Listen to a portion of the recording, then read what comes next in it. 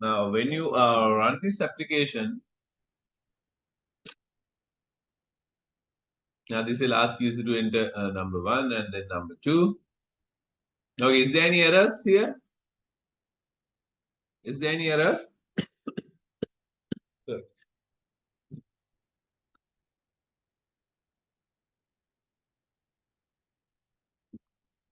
Now that it got compiled, that means there is no syntax errors, no? Right. Now, okay, now if you run the program, 6 divided by 2, you get ratio is 3. And if you rerun the program, let's say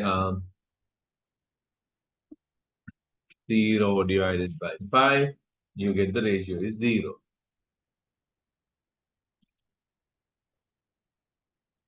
And now by any chance, now if you enter the second value, 10 and 0, now you get an error. Now the program got stopped, and now it gives us an error, or it has thrown an exception in saying Java.lang arithmetic exception division by 0. And then the program has stopped. Now the rest of the, even though whatever we have to print then won't get printed because the program has thrown an exception. That means something has gone wrong in the code during the runtime. Now this is what you call as an exception. Exception means something has gone wrong. It might be due to a hardware failure. It might be due to a resource exhaustion, or it might be due to connections are not available, connections not available, or the services are not running properly. Likewise, there might be different reasons.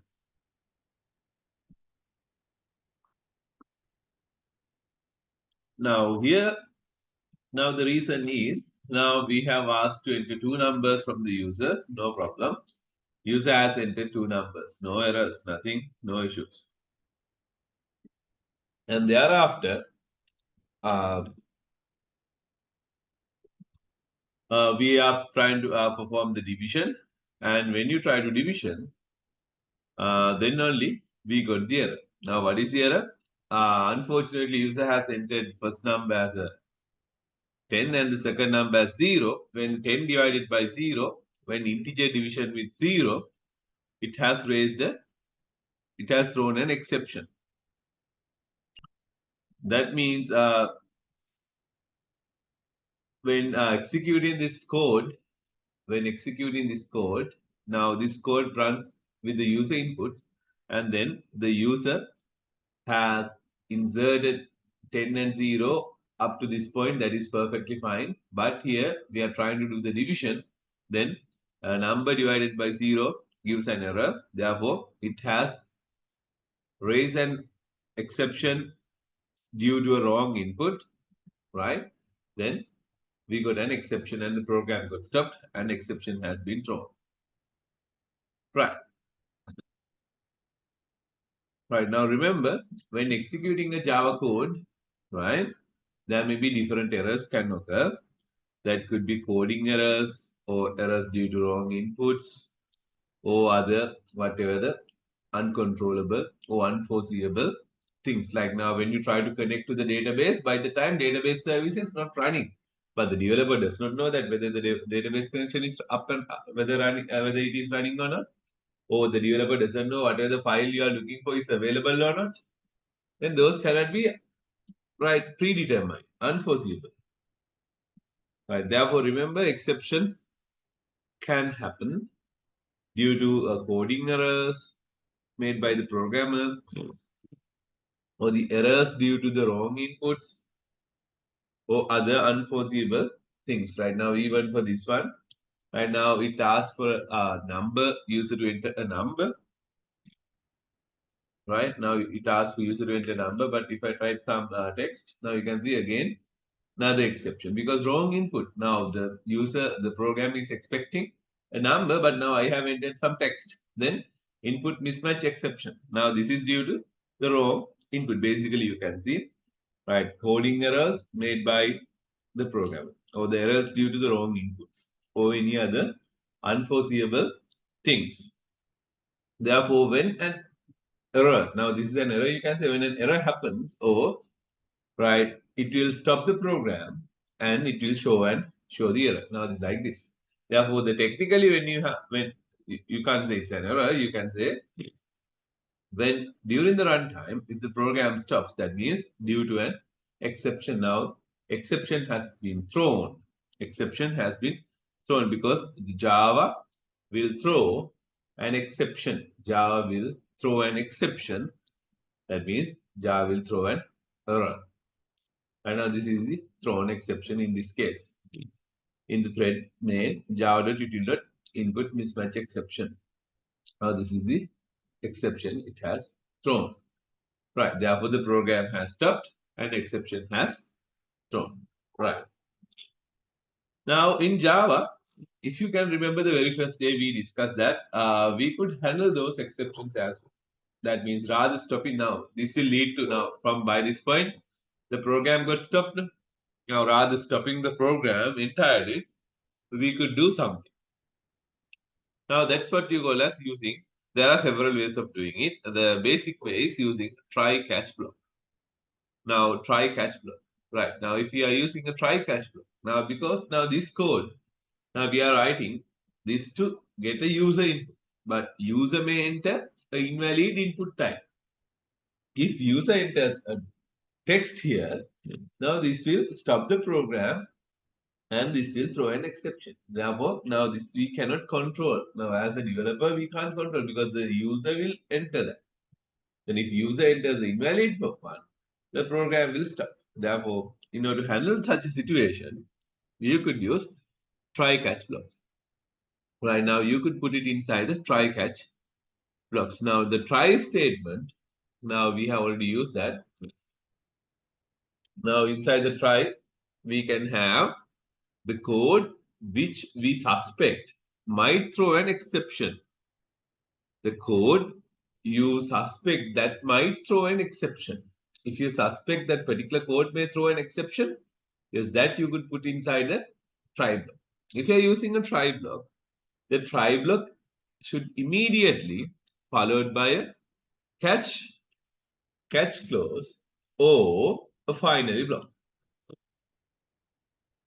Try block, if you're using a try block, the try block should immediately follow by the catch close or a finally block. Right now, this is how you write the catch.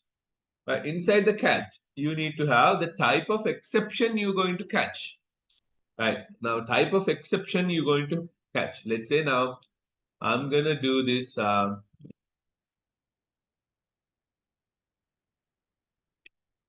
calculator thing.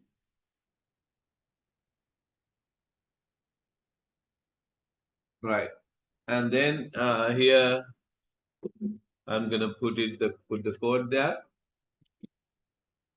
And let's say now I'm planning to handle the division error, division by zero error. Therefore, that is arithmetic exception. Therefore, I'm going to define arithmetic exception handler. Right now, arithmetic exception throw when an exceptional arithmetic condition has occurred. For example, an integer divided by zero throws an instance of this class. Right. Therefore, now I'm going to use arithmetic exception object. And if it has been thrown, I'm going to write a message which I want to display.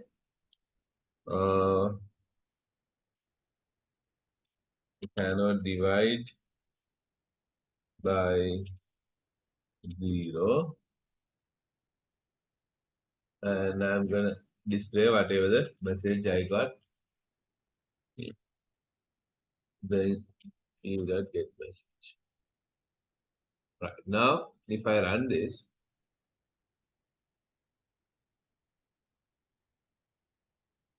no, then here I have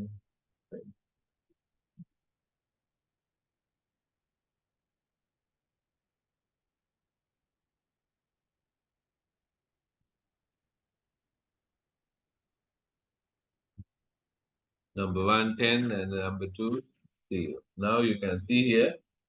Now it gives me number 2, 0. Now the program has stopped and then it displays the message saying cannot divide by 0, and the message is division by 0 exception. Right now, if now previously if it was there, it gonna stop the program with errors like this.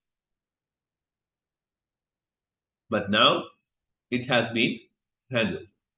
Right. But now still we have this code may throw an exception rather inserting a number if user enters. Right now, let's say if user enters 1.5. Right now, because the program is expecting an integer number, but now user has entered a 1.5. Now then, this one also throw an exception. Therefore, now if you want to handle that as well, right now you could have a separate catch clause for that as well. You can have input mismatch exception.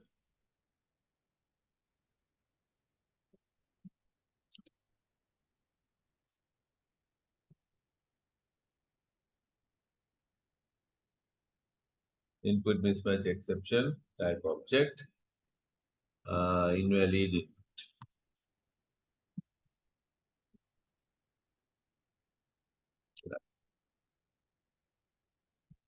Now I can say invalid input. Right now, this time, even though if I enter 0 as a second input, number 1, let's say 1.5, now it says invalid input. Right, and then if I enter a number, two numbers as a second number 0, 10 and 0, now it will say cannot divide by 0, division by 0. Now, when an exception thrown, that particular type of the exception, if you are using that particular subtypes of the exceptions, then this exception handler will handle only that particular type.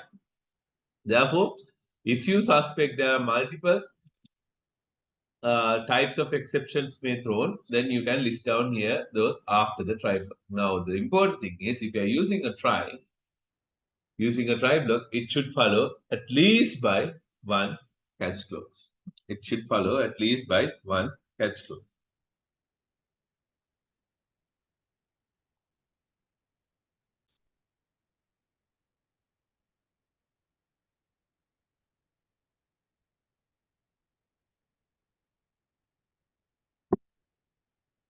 And also, now another common one. Right now, let's say now we have an array.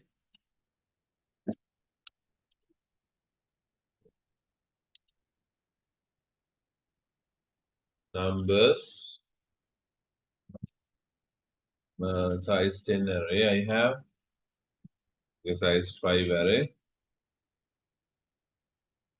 And I'm going to get the number 1.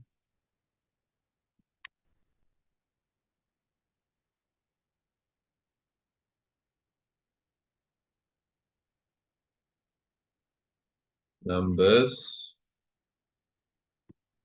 Right now, I'm going to assign 0th index is equals to x and numbers. Well, first index is equals to y.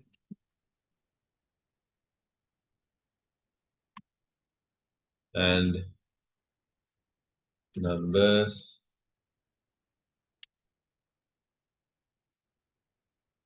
Third index is equals to x over y.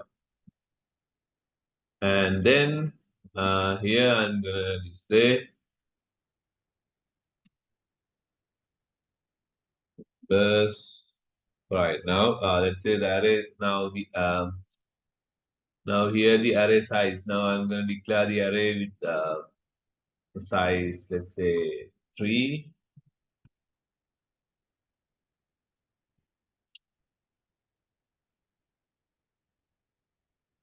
Right now size 3, 0, 1, 2. But now here I'm gonna get the by mistaken. Right, I have typed the third index value. Now eventually there is no third index value, right? Now if I run this program, now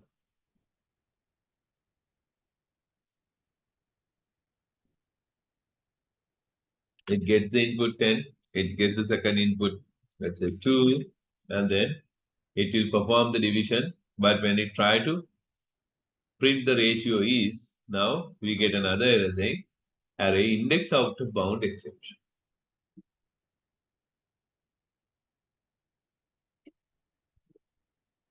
Right, array index out of bound exception. Because now this index is not available in this array.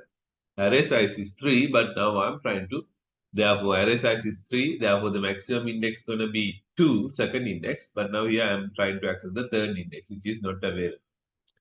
Then it gives me an array index of the bound exception as well. Right, now if you want to handle that as well, you can have a multiple, you can have a separate catch clause saying array index out of bound, array index out of bound exception, invalid index. Array index out of bound exception. Right. Likewise, you can have it. Right. Now, in this time, if it happens, if user enters the correct number, now invalid index. Now you will get the particular exception handle the error.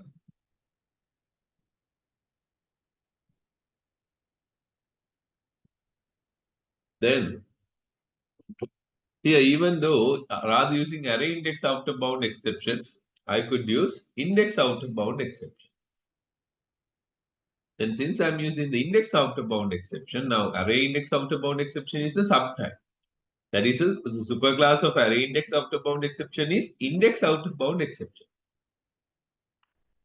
Right now, still you get the invalid index. Now that means you can see index out of bound exception handle that error as well. Even though, let's say I have a string value,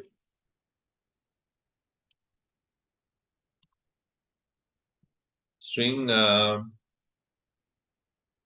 name equals hello Jane, and then if I try to print name dot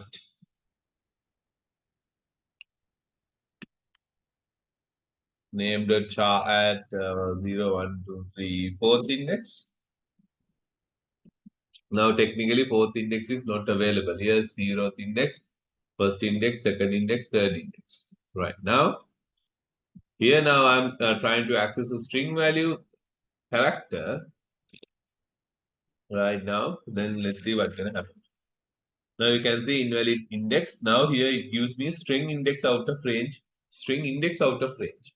Because now I'm trying to print the character at the fourth index. Now the word given is only 4 characters, the size is 4, then only 4 characters. Therefore, the indexes will start from 0, 1, 2, 3, then only the third index is the highest index here. But I'm trying to figure out fourth index. Since I have used the index after bound exception, that can handle by this.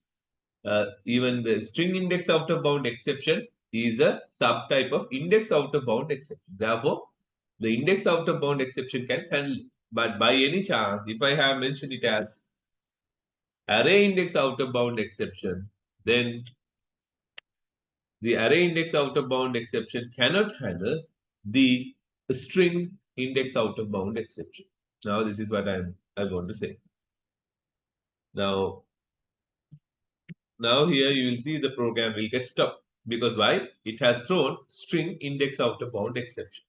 Therefore, now here I have specified array index out of bound exception. Then you should understand, okay, index out of bound exception is a superclass. And under the index out of bound exception, there are two subtypes: array index out of bound, string index out of bound. Therefore, if I use the index out of bound exception, using this exception handler, I could handle array index out of bound exceptions as well as string index out of bound exceptions. Right, then the superclass of the exception class is exception.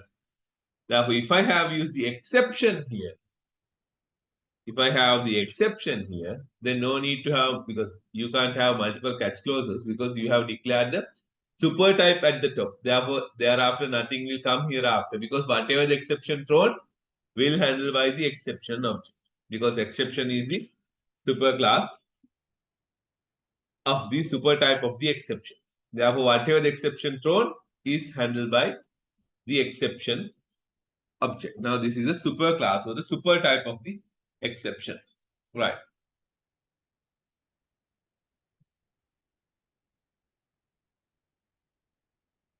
Okay, try out.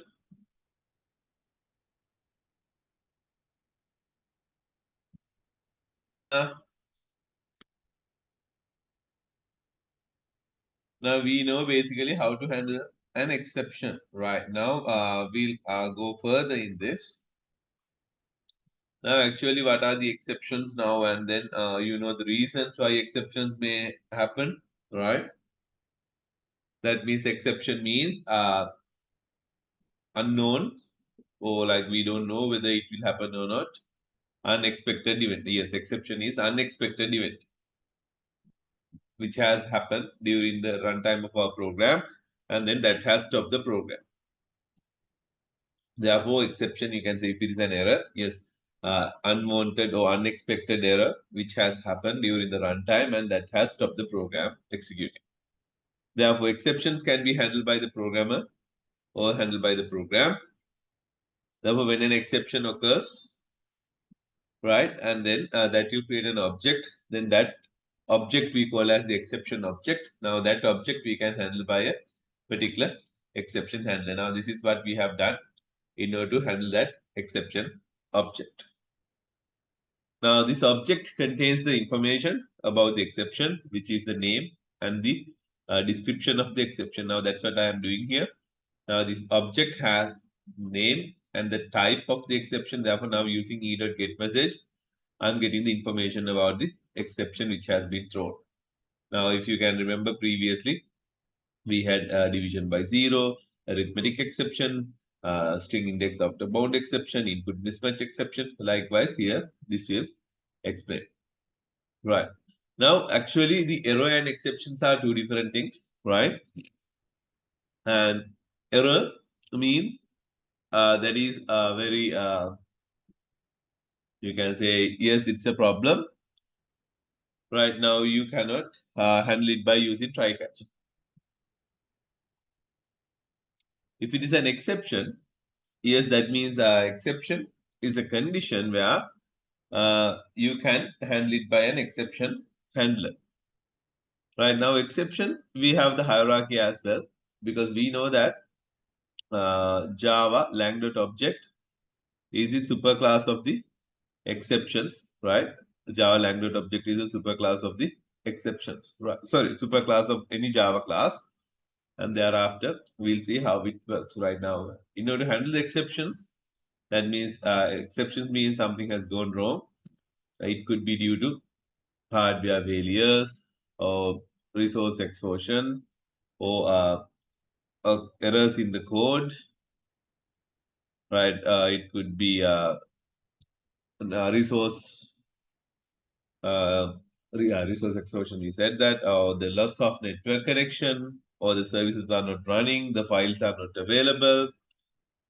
Likewise, this could be due to different reasons. Therefore, exception handling can be done by transferring the execution of a program to an appropriate exception handler when an exception occurs. When an exceptional event occurs in Java, exception is said to be thrown. In Java, we call it as exception has thrown. Now, there are mainly two type of exceptions. We can say exception and the error. Exception and the error. Now, we can say exception. We can divide into checked exception and unchecked exception. And we know that we have Java lang.object. We have the Java. Okay, let me. Right now, we have the Java lang.object. We have Java lang.object. And under the objects, we have throwable, Under throwable, we have exception and error. Under exception, we have checked exception and unchecked exceptions. And under errors, we have virtual machine error, VM error, Java virtual machine error, and assertion error.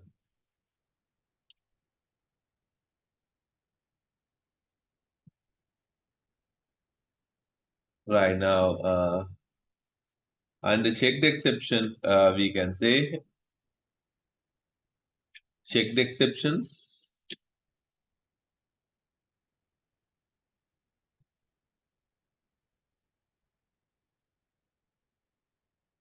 Under checked exceptions, we can say input, output, or compile time errors. And under unchecked exceptions, we can say runtime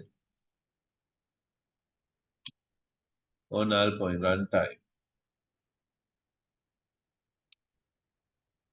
Runtime errors, runtime errors, runtime exceptions. Like as we can mainly say about the exceptions. Right now, remember Java language object is the top, and thereafter we have throwable, and then we have Java language object. We have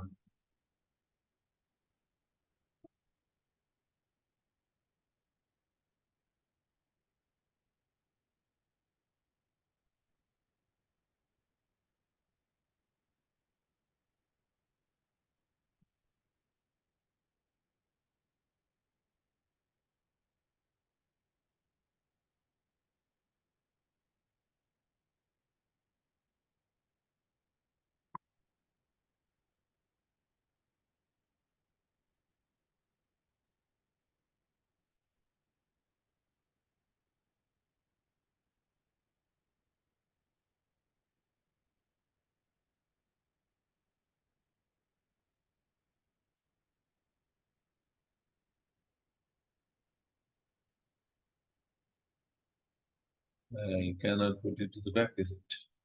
Right.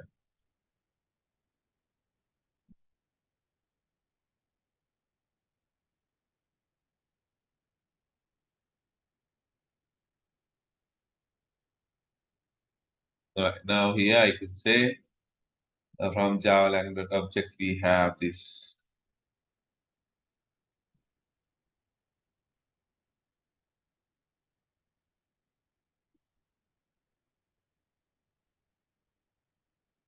throwable, and from throwable we have exception and error. Under exceptions we have checked exceptions and we have unchecked exceptions. Under errors we have VM errors and the assertion errors. Right. Now exceptions we can have checked exception and unchecked exceptions. And errors we can have virtual machine errors and the assertion errors. Therefore, now remember exception and errors are two different things. Then in the exception hierarchy, exception and error types are subclass of the throwable, which is the base class of the hierarchy, and checked exception and unchecked exceptions is subclasses of the exception class. Then VM error and assertion errors are subclass of the error. Right. Now this is mainly handled by Java runtime systems. Right. Then when you have to discuss about the checked exceptions and unchecked exceptions, we'll see what are those. Yes, checked exception means the classes that extend throwable class except runtime exception and error are known as checked exceptions. This could be input-output exceptions or SQL exceptions. Right? Basically, these exceptions are handled at the compiler time. Now, this is why, if you can remember, when you're trying to last week, when you're trying to connect to a database connection, when you're trying to connect to a database, we had to put that code inside the try-catch block. Now it's checked. Now the program asks us to put the database connection inside try catch block because it is a checked exception. It is checked exceptions are checked at the compile time. Therefore, those you call as checked exception. Under this, you will get input output exceptions, SQL exceptions, file not found exception, right? Or class not found exception, or yeah, those kind of exceptions you will get. An unchecked exception means the classes that extend runtime exception. Now, during these exceptions may happen during the runtime. Therefore, these are checked at the runtime. These are known as unchecked exceptions. That means division by zero, null pointer, index outer bound exceptions. Likewise, you can call it as unchecked exceptions. Now, remember, checked exceptions are checked at the compiler time. Unchecked exceptions are checked at runtime. Unchecked means runtime, checked means compiler time. And the error means which cannot handle by the exceptions. Now, this is irrecoverable and you cannot recover it. And those could be virtual machine error, out of memory error, assertion error. Likewise, you will get these errors. Therefore, errors and exceptions are subtypes of the throwable, and throwable is a subtype of the Java language object class. That you know already. Now, this is the hierarchy. Okay, let me clear that. Right. Now, these are the common scenarios where we use the exceptions. Arithmetic exception we have already used. Null point exception. Right now, here let's say now that we haven't tried. Now string contains a null value and then you're trying to print the length of the string value. Then you will return a null pointer exception. And the number format, now we are trying to convert some characters into an integer. Then you will get number format exception. Or like you, when you use expecting an integer, enter some letters. Then you will get input mismatch exception. And array index outer bound exception that we have already tried. Now, in order to handle the exceptions, we can use inside the try catch, inside the try clause, we could put all the codes which we suspect that might throw an exception. And under the catch clause, you can handle the exception objects. Therefore, now mainly we have two type of exceptions, checked and unchecked. And checked exceptions are calling compiler time exceptions because these exceptions are checked at the compiler time by the compiler. And unchecked exceptions we call as runtime exceptions. And these exceptions will check that during the runtime. And also, you can have user own exceptions as well. You can have custom exceptions as well, right? We will discuss how to have custom exceptions later on, right? Now, if you want, you could put a finally block as well. You could have try catch statements and thereafter finally block as well. Now, let's see how can we handle a finally block as well, right? Now, if you're using a try block, you should remember that the try clause should follow by catch or finally. Try clause should follow by catch or finally. Right? That means, okay, let me write and show it to you. Finally execute.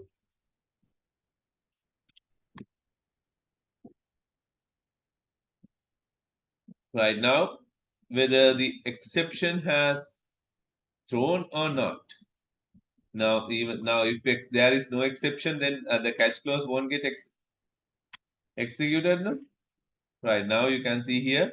Now, cannot divide it by 0. Right, cannot divide it by 0. Index out of range. Now, how comes that? Now, let's see. Right, now number 1 is 1. Number 2 is 2. X and Y. Right. Now, we are trying to do what? Cannot divide by 0 and string index out of range. Now, yes, now this is where,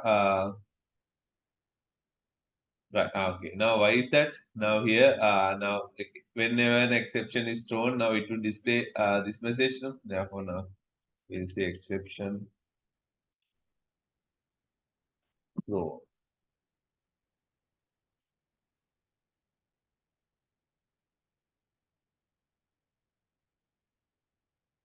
We'll get as input from the user as well. Right.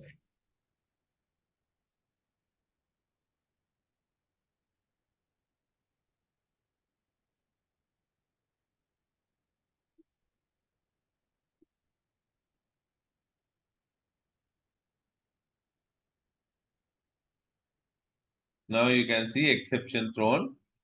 Index out of exception thrown 3. Now what would be the exception? Exception thrown 3. Right now I have entered 1 and 2, and then I have entered hello, and then it displays the right now it displays the index number 4. That is fine, and then it displays the ratio is numbers 3. Ratio is numbers 3. Now then this is where it gets the error right now. What could be the reason? Can anyone tell me now in this code? Now this has thrown an exception saying 3 displays 3. The get message displays 3. What could be the reason? Yes, can anyone tell me what would be the reason? Here now it is trying to access the third index of the array. Now array size declared as 3. Therefore, the maximum index is 2, 0, 1, 2. Therefore, there's no such index. Therefore, that's why we got the error. We got the exception. Right. Now let's run it again. And now you can see here. Now, if I enter valid inputs 1, 2, and then you can see ratio is 0, and it says thank you, and then catch close has not executed, but the finally block has executed. Now finally here has executed. Now you can see whether the exception has been thrown or not, the finally block will get executed. Exception has been thrown or not, the finally block will get executed. Right, now let's see if there is an exception. Right, now for the first number, I'm going to enter some letter. I'm going to enter some letter. Right now, input mismatch exception should be thrown. Therefore, now you can say exception thrown. Now, then finally here. Now, even though exception has been thrown, the catch clause got executed, but the finally block also get executed. Even though the catch clause get executed, the finally also will get executed. Therefore, now remember, if you use finally block, whether the exception has been thrown or not, the finally block will get executed. Right, finally block will get executed for sure. Right. Now, even if you don't want to have the catch, see, you can have now if you are using a try block without catch or without finally, it will give you an error. Then this is the hierarchy. If you are using a try, either you need to have try block and then the catch.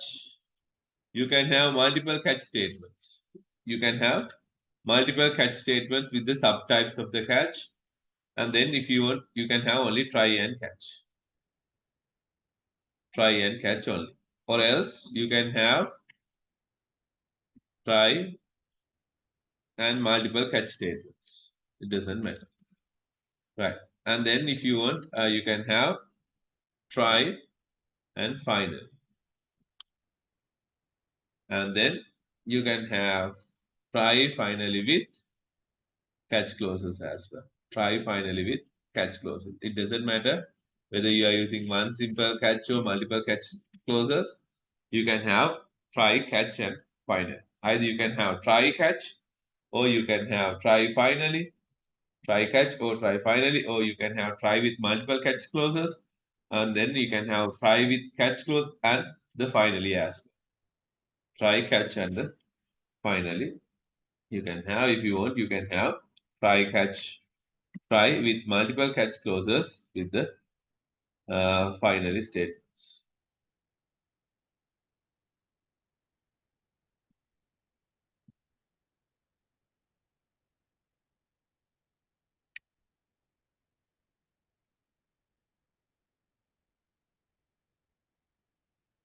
Likewise, you can have. That is what you need to remember.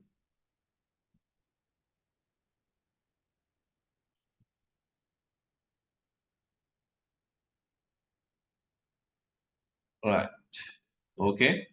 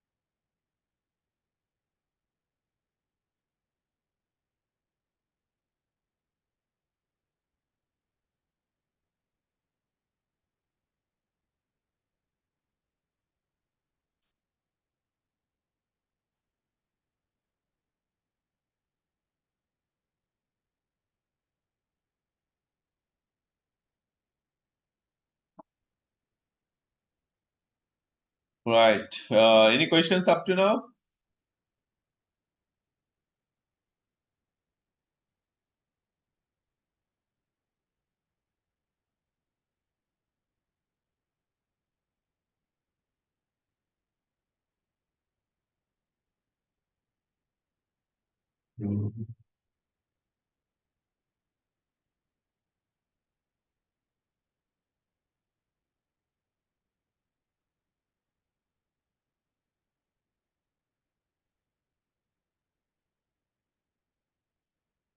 Right. Then we were talking about this. Right. Now it is illegal to use a try clause without a catch or right. It is illegal to use a try clause without a catch or a finally clause. Try clause by itself will result in a compiler error, and catch clause must immediately follow the try block. Any final clause must immediately follow the last catch clause, or it must immediately follow the try block if there is no catch.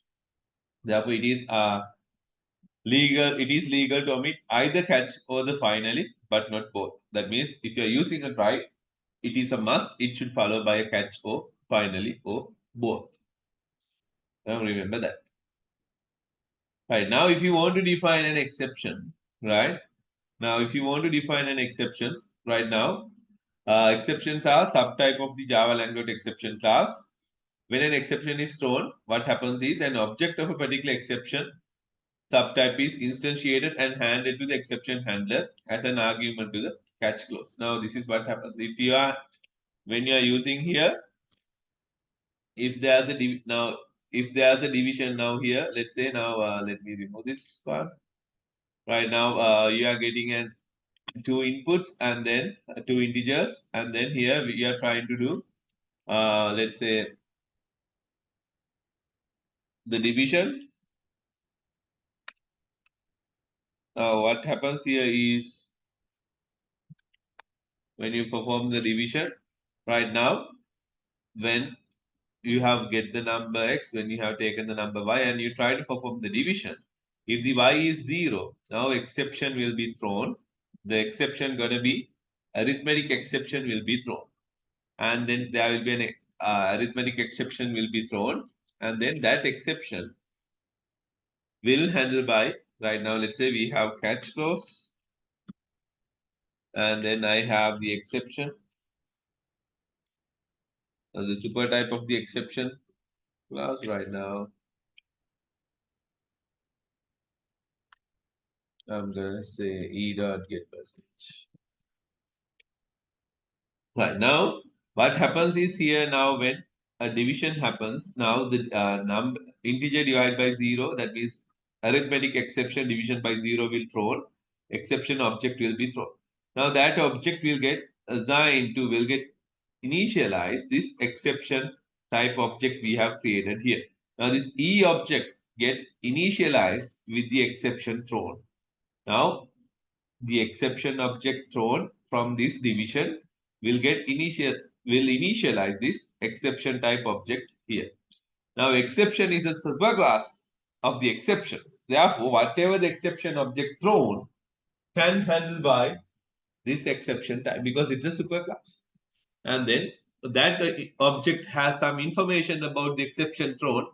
Now that's why using this get message, I'm reading the values. Right. Now this is what we discussed. We have object verbal exception and errors. Exceptions going to be checked exception. Those are IO, SQL exceptions. Now these you can call as checked exceptions. And the runtime exception means the unchecked exception. Exceptions can be categorized into checked and unchecked. Checked means the compiler time. Unchecked means the runtime exceptions.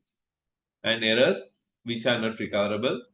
Now those going to be virtual machine error, out of memory error, assertion error. Likewise, you have the errors. Right. Now, this is what we had discussed. Right. Now, okay, try to see. Okay, now write a program. Okay, now here we have, okay, this has the main method. No? Okay, create a class called calculator. Okay, create a class called calculator. Class cal.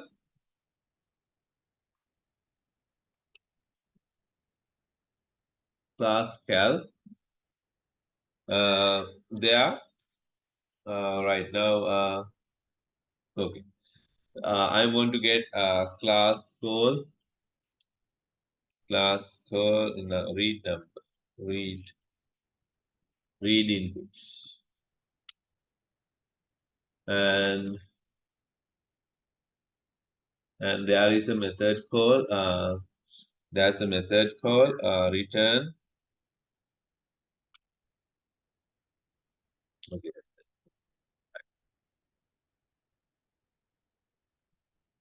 Here you get, there's a method called get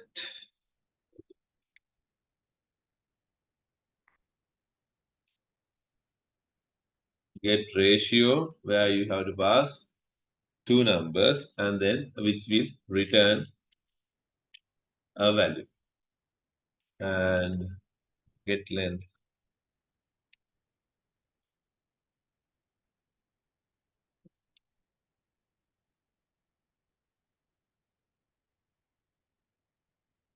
And then right now here, what I want to do is create a class called calculator, and there create method called get ratio and get length. Here you need to pass two numbers which will return an integer value, the ratio, and the get length where you have to return a string value, and then it will return the size of the string. Right. Then from the driver class, let's say this is a driver class, you call create a cal class object, and then you invoke these methods, and inside the class calculator this has to happen. Okay, try out quickly.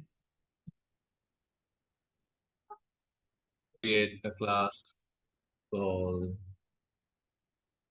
calculator, and there is a method called public, it's going to return in get ratio, where you get the x and y values. where are you gonna return x divided by y. And there's another one for public int get length,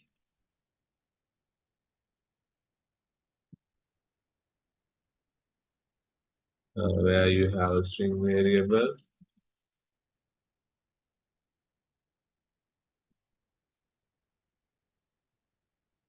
Where you can return the end dot get in that side in that length. Right. Now this is what you're gonna do here. Right. Now in the main project here, now I'm gonna call these two. Now what I'm gonna do here is right now make it as a comment for a while. And I want to get the inputs.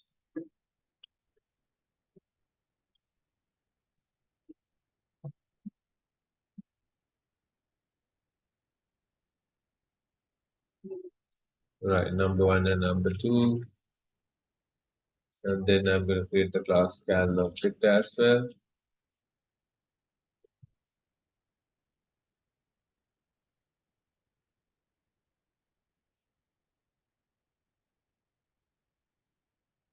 C plus new cal, and thereafter I'm going to call the object speed get ratio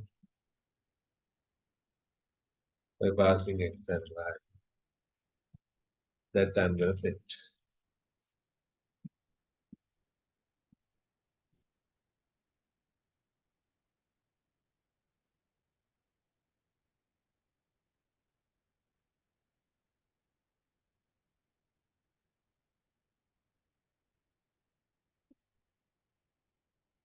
Right. And then I'm going to print the get length.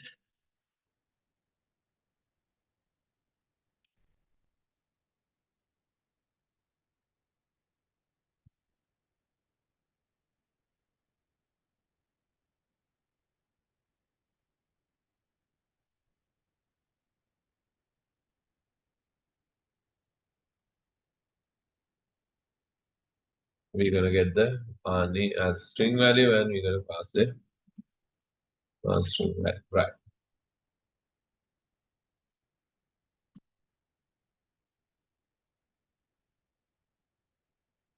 Right now, this is our code now. Let's run it and see. Now,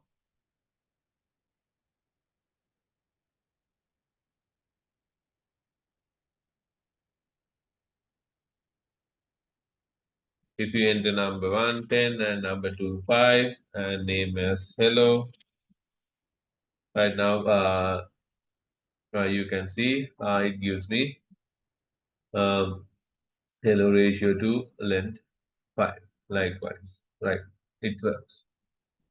Right now, let's see now here. Now I'm gonna change this method right now here. I'm going to call the get ratio method, and then here I'm going to declare another method for get division, get div, and then here I'm going to call the get div method by passing x and y. Right now, this is what happens. Right now, now this is going to be a void. Right now, get ratio method, we call the get ratio. Now it calls another method called get division, and then division method only returns the x and y. Right now, okay. Now here, if it is void, now that won't return anything. Right now, let's say return. We'll return this value. Return the get division method, whatever the value we returns. Right now, here, this is what happens. Right now, for the time being, for the length method, we'll leave aside. Right now, it's easier then. Okay. Now, right now here, this is only we have now. I'm going to call the get method to get ratio method, and then get ratio method calls the get division method, and get division method perform the division, and then I'm getting the value. Right now, if I run this class with correct inputs, now you can see here, right now, the number 1, I'm going to say 10, number 2, I'm going to say 5. Then ratio, I'm going to get as 2. And the same program, if I enter number 1 as 10 and the number 2 as 0, now here the compile successfully, number 1 10, number 2 0. Now the program has thrown an arithmetic exception, division by 0. Exception thrown, there is no exception handler to handle the exceptions. Right, then how to handle this? Right now, what happens here is the exception has thrown here. Exception has thrown here, but there is no exception handler. Now, this is how we have called the methods. Right now, if you go to this PowerPoint, now you can see initially we call the main method. Main method invokes the method 1. Method 1 invokes the method 2. Method 2 invokes the method 3 like this. Then in our case, we had the main method. We had the main method at the bottom. We had the main method. And that's what we have executed. And our main method has called the method get ratio. Main method has called the get ratio method. The get ratio method has called the get division method. Now the exception has thrown here. Now exception has thrown here. At this point, the exception has thrown. Now there is no exception handler here. Then it will go down and check whether is there any exception handler here. Now in the get ratio method, there is no exception handler. Now it will further go down and check whether here if there's an exception handler. If there is an exception handler, then that will handle the exception. If there is no exception handler here, then it will throw the exception like this, and then it will stop the program. All right, now let's see how to put an exception handler and how can we handle this exception. Right, now let's say here I'm going to put this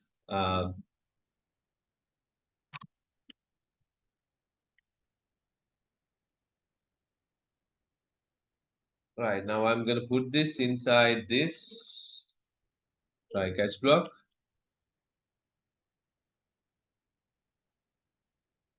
Now you get an error. Why? Because if you are using a try, it should be followed by a catch close. Therefore, let's enable the catch close. Right. Now the final block I don't need at the moment. Right. Now let's see what's going to happen. Now if you run this,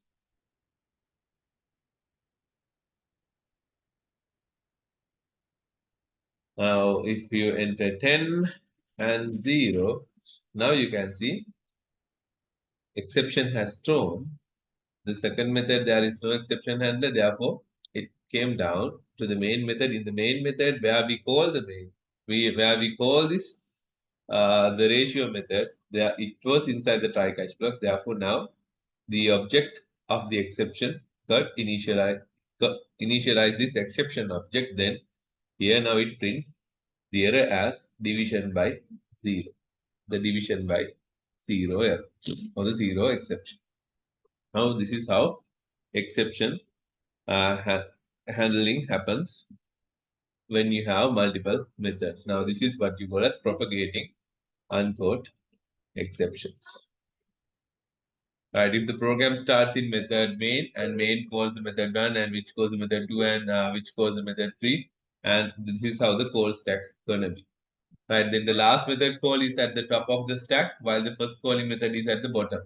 The method at the very top of the stack trace would be the method currently executing. Now that's how we had it. And then if there is an exception thrown at the very top, then it will go one by one until it find an exception handler. If there is no exception handler, then it will throw an exception. Right, now we have discussed this already. Array index of the bound and string index of the bound, and then exception matching.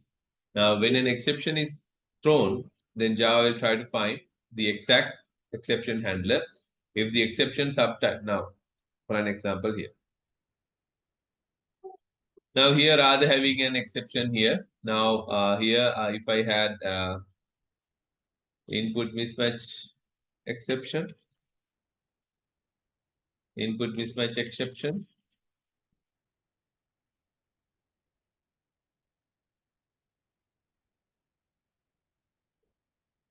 Now I'm going to have input mismatch input, and then let's say I'm going to have another type of exception handlers. Now here I'm going to have index outer bound of exception, index outer bound of exception, index.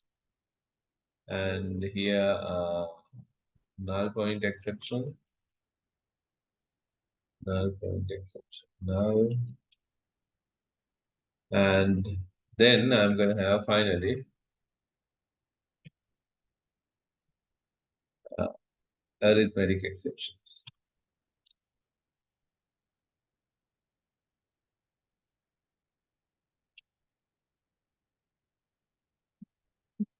Right. Now when an exception is thrown, now here it will now there's an exception thrown at the get division method. Now then if we check on the get ratio method, there is no exception handler. Then it comes to the main method. Now there is an exception handler, then try block. Then now there is an exception object has been thrown of the type of arithmetic exception. Now it will check here whether it is input mismatch exception. Now if it is not, now it will go there. Now index of the bound exception, no. Then null point exception, no. Then only arithmetic exception has happened. Therefore, it will handle the arithmetic exception. Right. Now this is how the index now exception matching happens. Right now it will go down through the catch clauses until it found the exact match. Right. Now we discuss that we can have a string index outer bound exception, and we can have array index outer bound exception. Right now these two are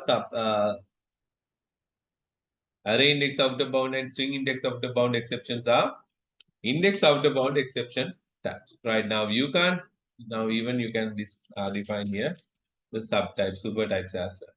Right now remember here now this, according to the exception matching, if it is a string index outer bound, then that will handle by here. If it is an array index outer bound, that will handle by here. Right now, even though if we have not declared these two, whatever, if it is a string index outer bound or array index of bound, we'll handle by index outer bound exception, because this is a super type. But now you can define index outer bound at the top, and then you can define string index outer bound and array index of bound later. Because why? Index outer bound exception is a super type compared to string index and array index outer bound exceptions. Therefore, and even if you put exception, the superclass of the exception, now none of these exception handlers will get executed by whatever the exception thrown here will handle by this one. Therefore, these will be useless because none of will pass through this catch clause. Why? All these exceptions are subtype of this exception. Therefore, it has to be declared in such a manner. Right. Okay. Now that is what you call as the exception matching. Now, if it doesn't find one matching exception handler, then it will search for a handler for a super type of the exception. If it does not find a catch clause that matches super type of the exception, then the exception is propagated down the code stack. This is called as the exception matching. Right. And then, okay, try to read this and tell me what's going to happen here.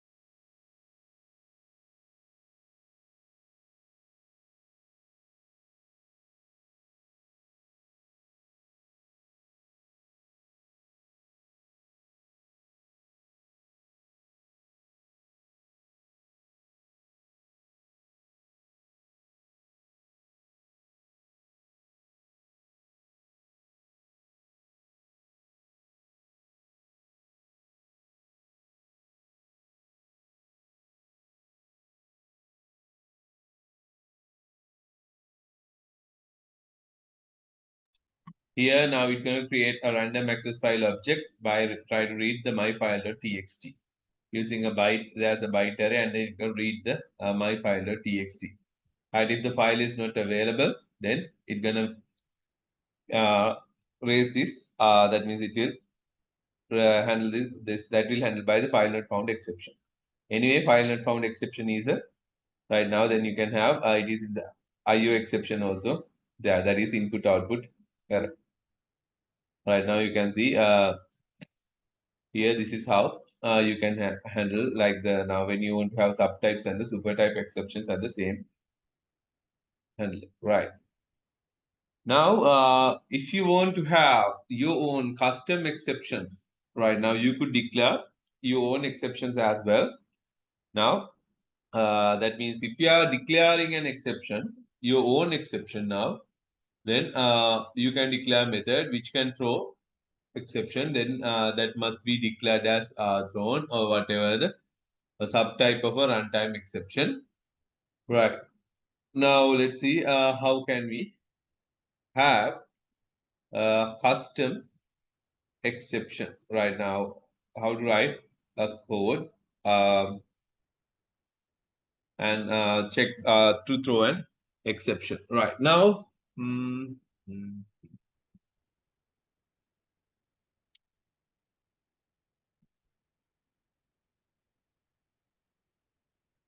right now let's get back to this one. Okay, in the class cal.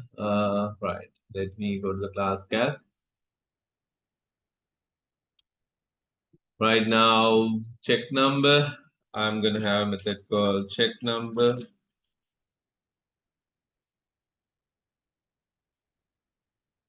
Check number. Right, and then here I'm gonna take only a value, and then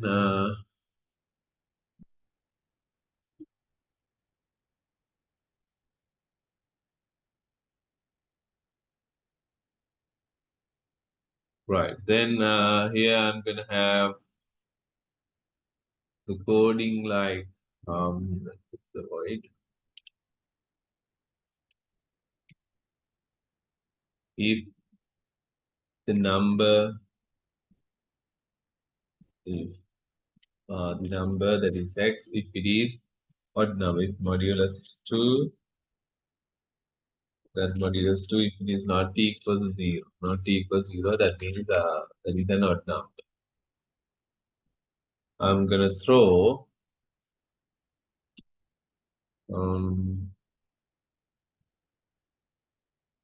new, but I'm gonna throw an error.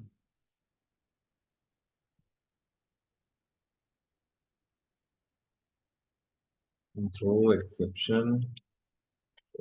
Let's say arithmetic exception. I'm going to throw arithmetic exception saying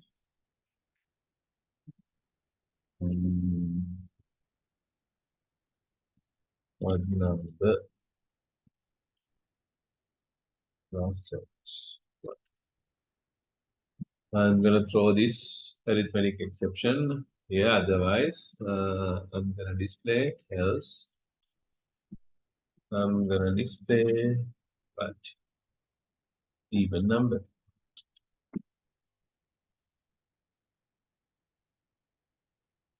Right.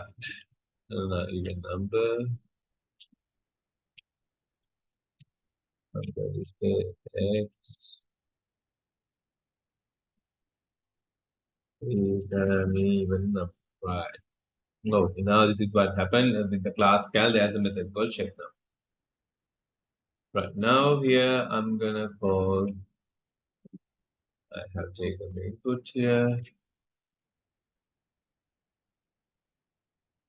I'm gonna call check number. Right. Have c dot check number by passing x. Right.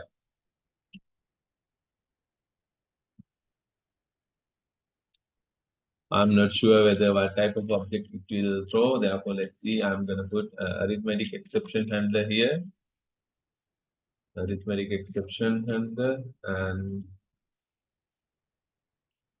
read out things that things in the global and macro decided the stream.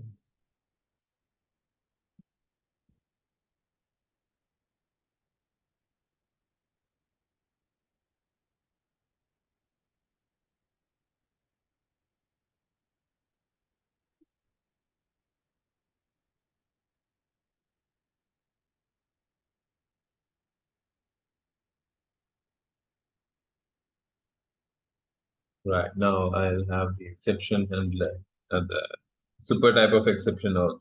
Right now, let's see. Let's run it and see if I enter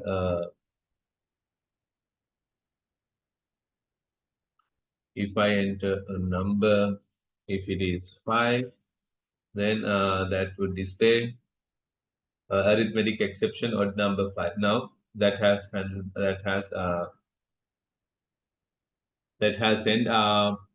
the arithmetic exception odd number 5.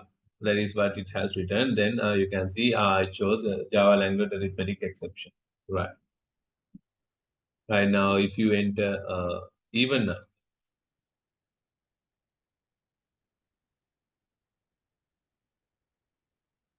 if you enter even number, then that would display 6 is an even number. 6 is an even number. Likewise, it would display. Right now, if you enter an odd number, now this will throw an exception. Now here, since it prints the stack trace, now yeah, that's why here it would display like this. Now when I say 5, now it will bring the stack trace at where it has happened. Now it has happened at the check number in line number 16. In check number line number 16, here in the check number line number 16. Now this is where that has happened. And thereafter, exception handler has happened in the Java in the main class line number 24. Now this is where we have called the method. Right now, this is where we have invoked the method. Now there was no exception handler in the class calculator check number method. Therefore, that's why the exception has propagated down. Object has propagated down, finding matching exception handler. All right. This is how it works. Like if you do not put this stack trace, then it will just display arithmetic exception. All right. Now, because we have declared to throw only an arithmetic exception. Now, not only arithmetic exception, right now, if you want, you can throw any exception here. You can say any exception type, whatever you choose, you can throw. Right. Now, what I want you to do is ask user to enter the age. If the age is above 18, you have to display, okay, you can vote. If the age is less than 18, you have to throw an exception. You have to throw an exception saying a new exception you can throw under 18 or something like that. Under 18. Okay, try out quickly.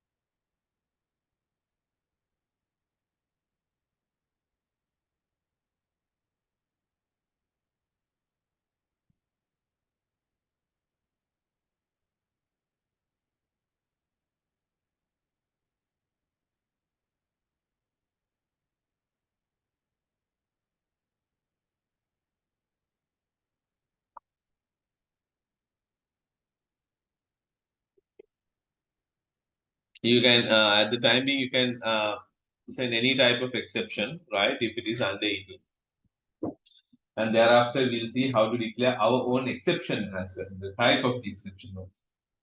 We'll see. Okay. I'll give you like 2 minutes time.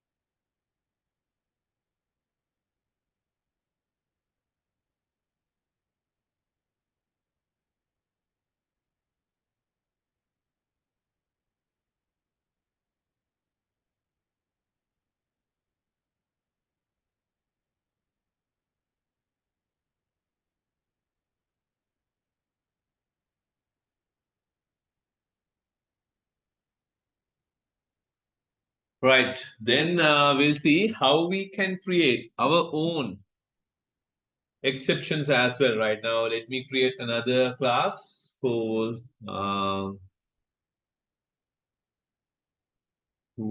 my exception.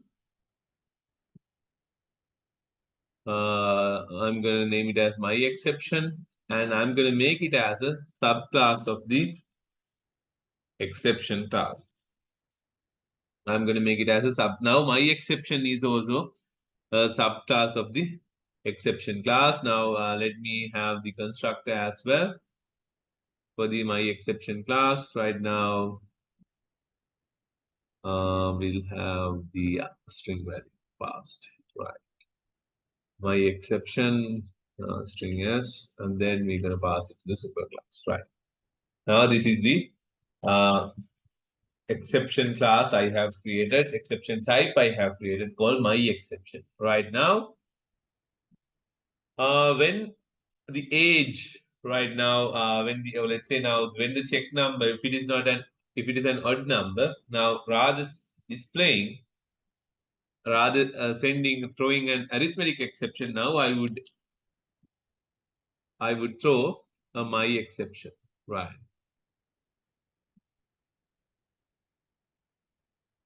What does it say? Must be code or declared to be thrown. Okay, my exception can handle by exception type. Right.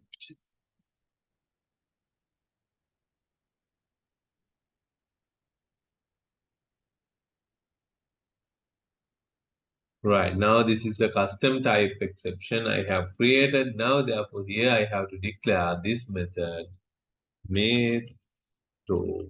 This method may throw my type exception. Now if you run this class, now where is it? Yes. Now if you run and it will call the check number. If it is a number, if I have entered 10, let's say, if it is 10, now it will say 10 is an even number. Right now, if I enter 5, that's going to be a odd number, right? Then only this is going to get triggered. Let's see if I enter 5. Now you can see exception has thrown, which is odd number 5. Now, what type of exception has been thrown? When I call the check number, it goes to the class calculator and check number. Now we have declared to the compiler. Now this may throw my type of exception. And if this is not an even number, it's going to throw my exception type object, my exception type object saying odd number and the value. And the my type of my exception type object, that means that refers to the my exception class. My exception is a subtype of the exception class. Now what it does is it's gonna call the constructor of the exception class by passing value whatever passed. Therefore, then when you create a my exception type object, then it will initialize saying the message passed here as odd number and the value. Now this is how it works. Right. Okay, now, yeah, how can I disturb? Now,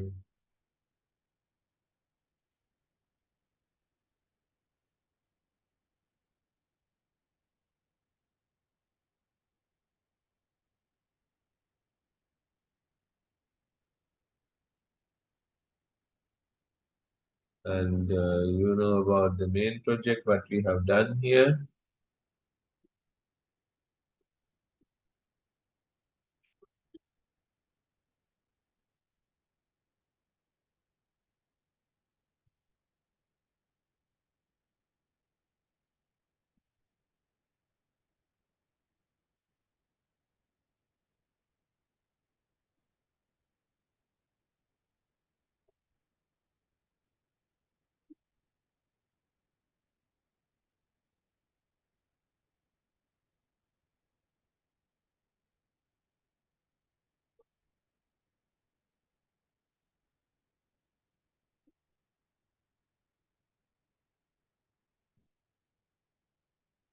Right. Okay. Try out this then.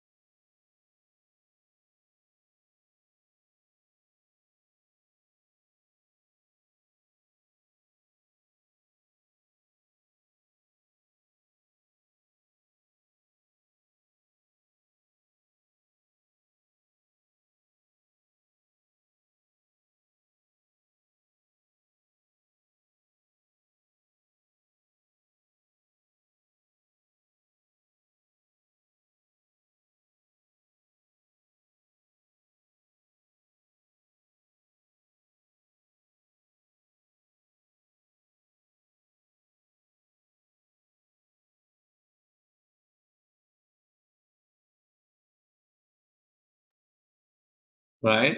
Any questions you can ask now, and then we can talk about the assertions.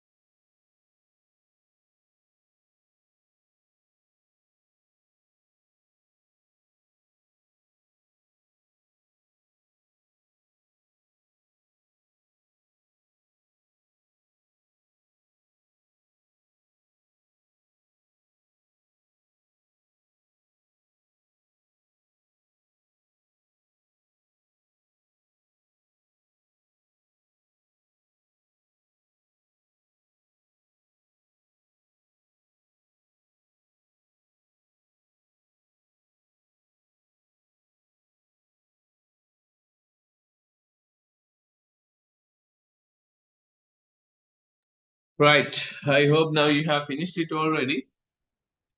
Now, let's get back to the slides and see. Now, this is what we did, how to create our own exception. We did it. And right. Each method must either handle all checked exceptions by supplying a catch clause or list each unhandled checked exception as a thrown exception. Now, this is what happened. Right now, I wanted to have a custom exception. Therefore, I right now I had to mention it as a checked throws. I had to mention it as a throws. Like now, throws the type of the exception. By if it is throwing arithmetic exception, now I don't have to do it. Now, new arithmetic exception. Right now, I don't have to declare saying it's gonna throw an exception. But since it is a my own exception, I want to declare now here. I have to make it as it's gonna throw whatever the type of exception I'm gonna. Now that is the reason behind this. Therefore, now remember if there's no matching, okay, this one. If all non-runtime exceptions are considered checked exceptions because the compiler checks to be certain you have acknowledged that the bad things could happen here. Therefore, each method must either handle all checked exceptions by supplying a catch clause or list each unhandled checked exception as a thrown exception. Right now, this is how we define our own exceptions. Right now, we have already done it. And then I'm going to show you assertion, how we can use the assertion. Right now, assertion means like now it's very important thing in Java. Right now, you can use to check the assumptions. Right now, what are the assumptions you make? Now, Java assertion error you can say. Now, assertions allow a user to test the assumptions. It allows to test the assumptions you have made in the program. Therefore, assertions is allowed to test the assumptions you made in the program. Therefore, when you're executing an assumption, it's believed to be true. If it is not true, then Java virtual machine will throw an error called assertion error. It will throw an error called assertion error. Therefore, this is used for testing purposes during the development, and then it is believed to be true. If it fails, then that will throw an uh, it will throw an assertion error. Right. Okay. Now let's see how we handle the assertion error. Right now, let's say here I'm gonna ask you to enter the number. Right, and then right now let's say assert the value, that means x. If it is the value you entered, if it is less than, let's say 18, let's say we're gonna ask user to enter age. If the this value is less than 18, if this is less than 18, I'm gonna mention it as not underage.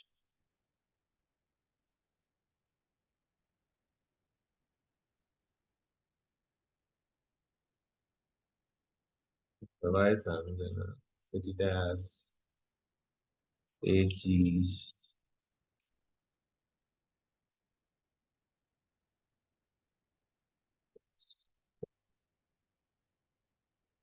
now by default. If you just run this program, whatever the value you're gonna enter doesn't happen in.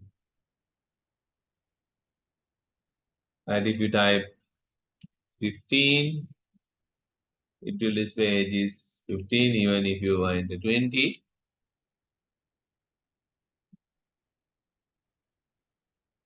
Right now, that will display age is 20. But because why? Assertions are by default it's disabled. Assertion is by default it's disabled. Therefore, if you want to enable the assertions, you need to type minus EA or minus, that means flag with enable assertions. Now in compiler, like if you are using command prompt to use compiler, then you have to, when you are compiling, you can compile normally, but when you are running, you need to enable assertion. But in NetBeans, now when you're using the NetBeans IDE, if you want to enable the assertion, you need to right click on the project and go to properties and go to run and VM options, then type minus EA and then click OK. And then now run it and see whether it works.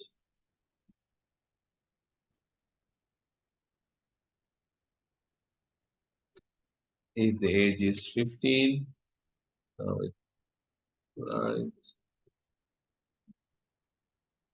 Okay, it does not.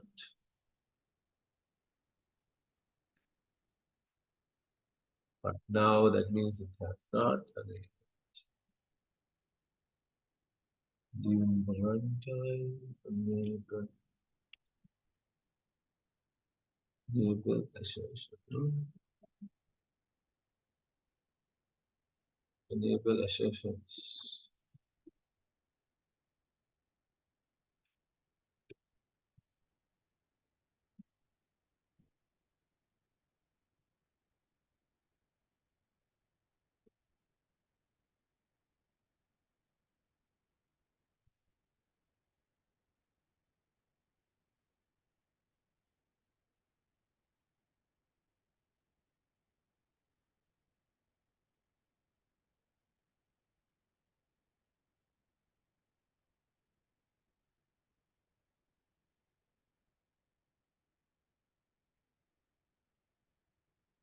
I can't remember where we should put. I guess it's under VM options.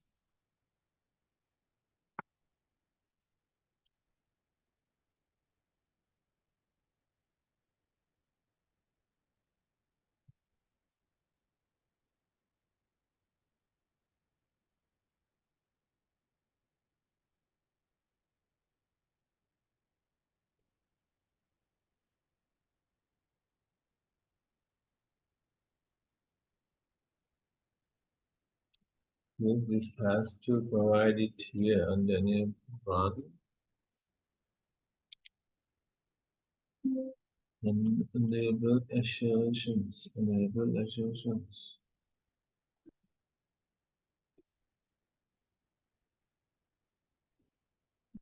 Right, right. Now we have to run it from the yes, I think here. Then it should work. Let's see.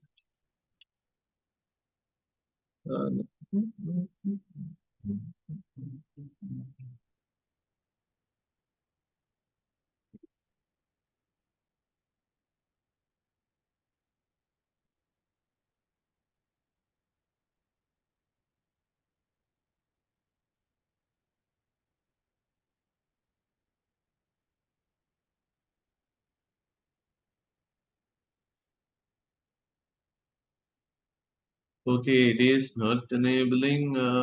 Right.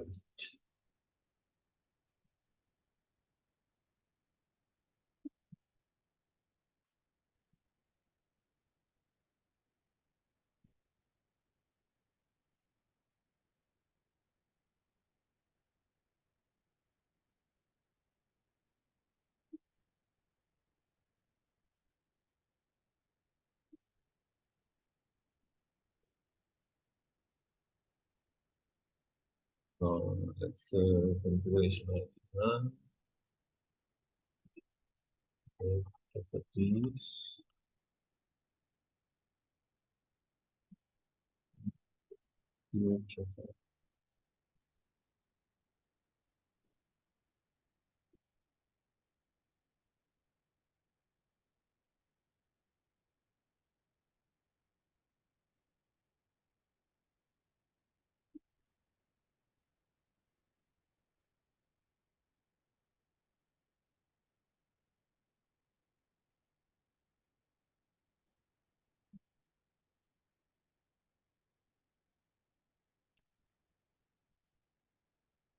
All right, now then try out in the compiler and then sorry using command prompt whether it works or not for the time being because it supposed to work.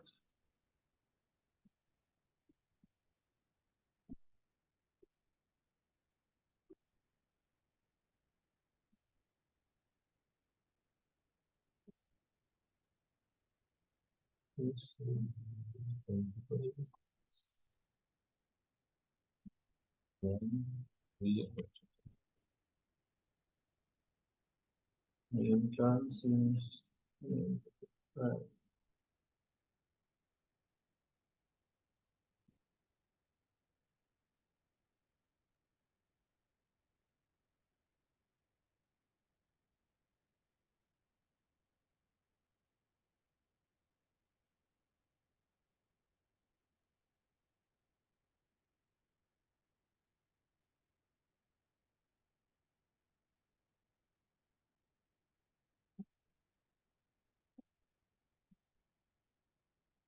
All right, now it is working. Now see, now yes, we have to create.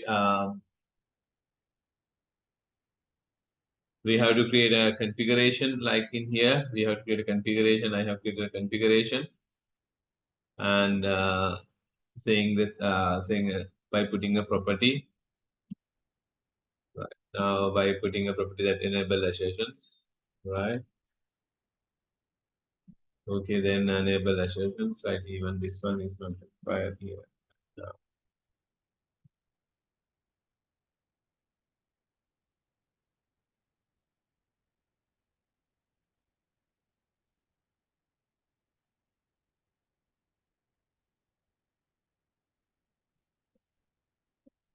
now it is believed to be true always. So exceptions are believed to be the assumption is believed to be true always. Now if I say 10, now it says age is 10 right now. If it is the other way, if the condition become false,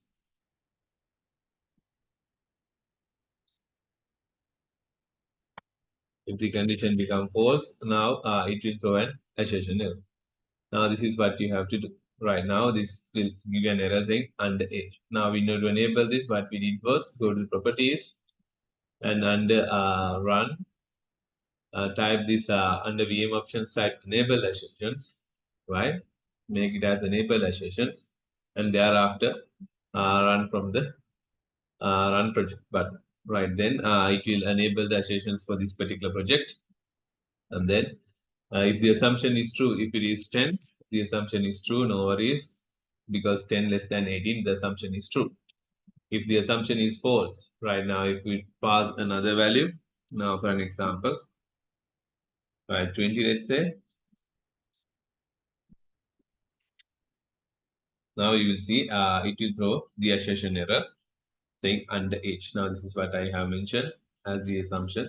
Then it will throw an underage. By default, assertion is default, disabled. Therefore, if you want to enable, here you need to type right click on the project run and you need to make enable assertions. Then only it will enable the assertion. Mainly you use the assertions to check the assumptions when you are whatever the assumptions you made during the development.